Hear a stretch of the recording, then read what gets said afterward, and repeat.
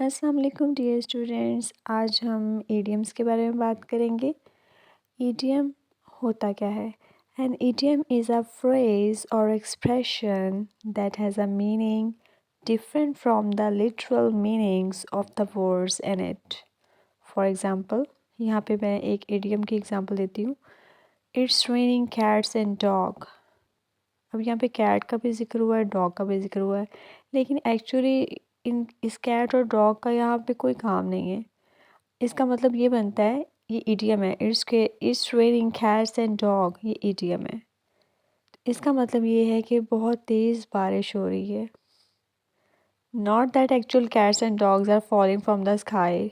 ठीक है, अब यहाँ पे पढ़ने में तो ये लगता है कि कोई कैट्स एंड डॉग का भी इसमें कोई काम होगा, लेकिन ऐसा कुछ नहीं है। कोई भी आपको कहे it's raining cats and dogs, तो इसका मतलब ये होगा कि बहुत तेज़ बारिश हो रही है। ठीक है, और कैट्स एंड डॉग का एक्चुअल मीनिंग यहाँ पे यूज़ नहीं होगा, तो इसे कहते हैं idiom. It's raining cats and dog, ये एक एग्ज़ाम्पल है ईडियम की। तो इसी तरह की थोड़ी सी और एग्ज़ाम्पल्स भी देखेंगे, क्योंकि डेली लाइफ में ईडियम्स का इस्तेमाल बहुत ज़्यादा होता है।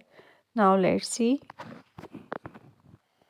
A drop in the bucket means an insignificant amount, कि बहुत कम मिकदार में कुछ अगर है तो उसके लिए हम ये यूज़ कर सकते हैं drop in the bucket.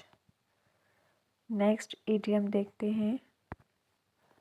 To peas in a pot, it means very similar, identical.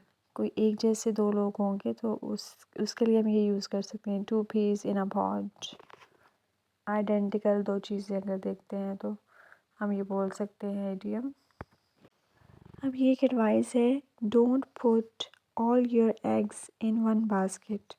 इसका मतलब है डोंट रिस्क एवरीथिंग, कि अपनी जो एनर्जीज हैं, कंसंट्रेशन है, उसको सिर्फ एक ही डायरेक्शन में लगाकर वेस्ट ना करें।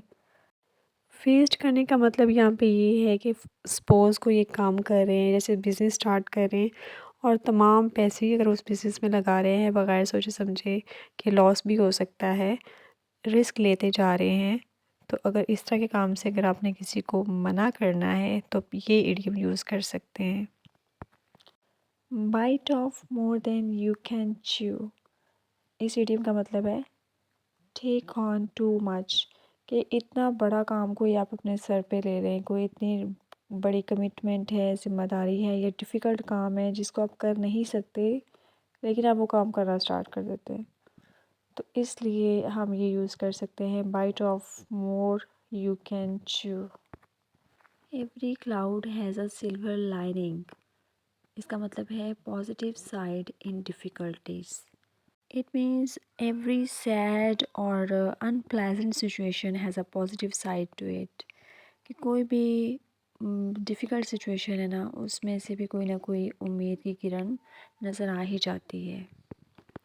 ओके जी स्टूडेंट्स, आज के लिए इतना ही। मिलते हैं कल किसी नई वीडियो के साथ। तब तक अपना बहुत ख्याल रखिएगा। अल्लाह हाफिज़ and don't forget to subscribe my channel.